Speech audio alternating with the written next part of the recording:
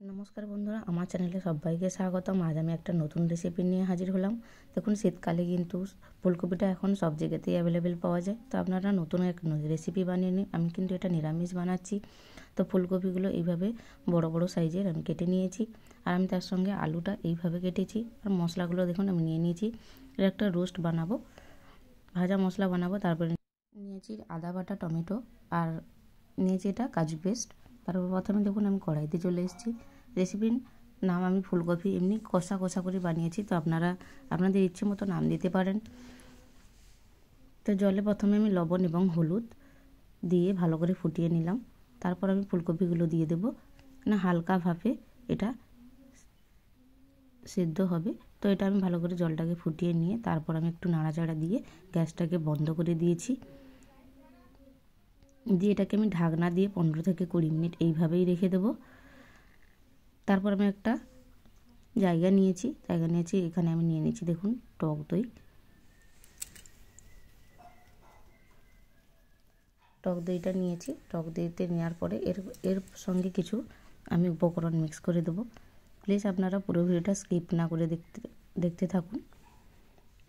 নিয়েছি Kashmiri chilli powder, আর ঝালের জন্য আমি নিয়েছি লঙ্কা পাউডার।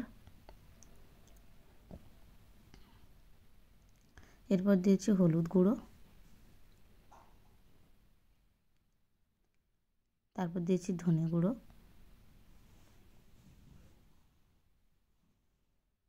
তারপর দিয়েছি গরম মশলা পাউডার। দিয়ে ভালো করে এটাকে মিক্স করব। আমি এখানে অল্প জল অ্যাড করব। অল্প জল অ্যাড করে ভালো করে মিশিয়ে নেব।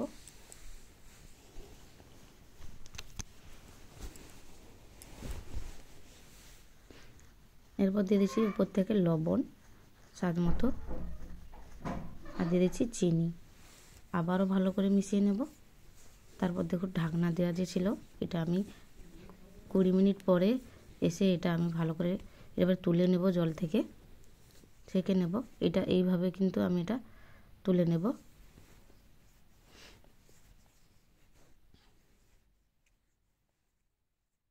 তারপর আমি ওই মশলাটা ভালো করে জল থেকে ছেঁকে নেওয়ার পরে ওই যে মশলাটা আমি পেস্ট করে রেখেছিলাম মিশিয়ে, এর উপরে আমি একটু হালকা সর্ষের তেল দিয়ে দিচ্ছি। সর্ষের তেল দেওয়ার পরে ভালো করে আবারও মিশিয়ে নেব।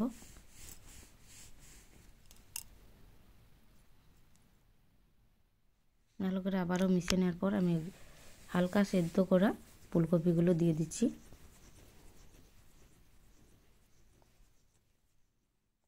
ফুলকপিগুলো দেওয়ার পরে ভালো করে আবারও আমি এটাকে মিশিয়ে নেব, যাতে মশলার যে টেস্টটা ফুলকপির ভেতরে চলে যায়।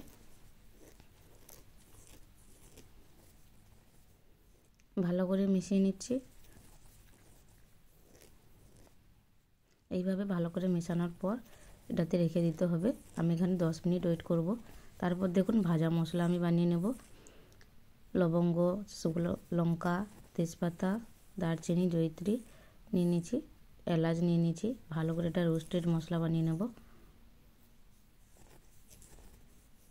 তারপর এটা ভাজা হয়ে গেছে।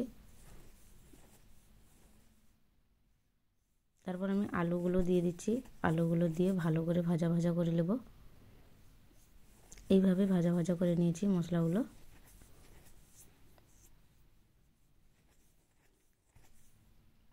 হালকা লালচে কালার আসা পর্যন্ত আমি আলুগুলো ভাজা ভাজা করে নিয়েছি।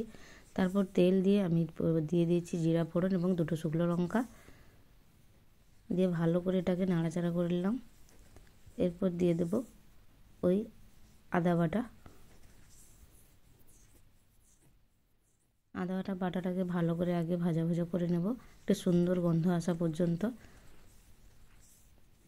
তারপর দিয়ে দেবো ওই মিশিয়ে রাখা ফুলকপি, ভেতরে যে মশলাগুলো আমি রেডি করেছি।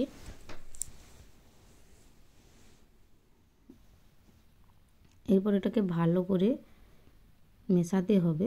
দিয়ে লো টু মিডিয়াম আঁচে এটাকে আমি ভালো করে কষতে থাকবো। ঢাকনা দিয়ে দিয়ে এটাকে কষতে থাকবো।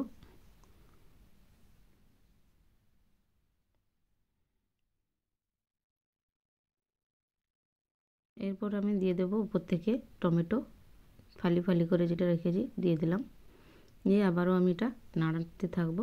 আর অবশ্যই বন্ধুরা, আমার চ্যানেলে যদি নতুন হয়ে থাকো এবং আমার রেসিপিগুলো যদি আপনাদের ভালো লেগে থাকে, লাইক শেয়ার করবেন এবং সাবস্ক্রাইব করে পাশে থাকবেন।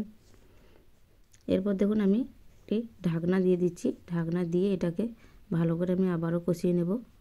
এটা কিন্তু এভাবে ঢাকনা দিয়ে দিয়ে লো টু মিডিয়াম আছে এটাকে রান্না করতে হবে।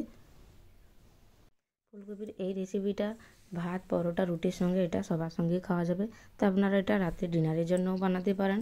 ফুলকপিটা কিন্তু আমার অনেকটাই কষা কষা হয়ে এসছে, তো আমি আর দুবার এবার এইভাবে এটা ঢাকনা দিয়ে দিয়ে নাড়তে নাড়তে এটাকে বানাবো। দেখুন অনেকটাই কিন্তু আমার এটা রেডি হয়ে এসছে। তো এবার আরেকবার আমি ঢাকনা দিয়ে এটাকে আবার একবার কষে নিতে হবে। দেখুন কষে নিতে হালকা দেখুন তেল বেরিয়ে পড়ছে, তো আমার এটা কষা হয়ে গেছে। তো এবার আমি এটাকে ওপর থেকে আমি কাজু পেস্ট দিয়ে দেব।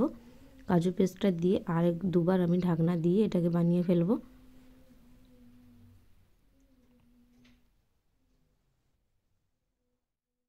দেখুন কাজু পেস্টটা দেওয়ার পর আমি কিন্তু এতে অল্প স্মুথ আমি একটু জল দেব, দিয়ে ঢাকনা দিয়ে রেডি করে নেব। দেখুন এইভাবে কিন্তু আমার ফুলকপিটা কষা হয়ে গেছে। হালকা আমি একটু জল দিয়ে দিচ্ছি, ওই বাটিটা ধুয়ে জলটা দিয়ে দিলাম, দিয়ে কিন্তু এটাকে আমি ঢাকনা দিয়ে দেব। ঢাকনা দেওয়ার পর এটা দেখুন আমার রেডি হয়ে এসছে। দেখুন হালকা স্লো টু মিডিয়াম আছে এটা আমি দিয়ে রেখেছিলাম। আমি এই রেসিপিটা কিন্তু একদম রেডি। উপর থেকে কিন্তু এবারে ভাজা মশলা ছড়িয়ে দেবো, ছড়িয়ে দিয়ে স্ট্যান্ডিং টাইমের জন্য রেখে আমি নামিয়ে নেব। উপর থেকে একটু ধনেপাতা কুচি দিয়ে দিলাম। ফিরছি আবার একটি নতুন রেসিপি নিয়ে। ধনেপাতাটা দিয়ে আমি হালকা নাড়াচাড়া করে নিলাম।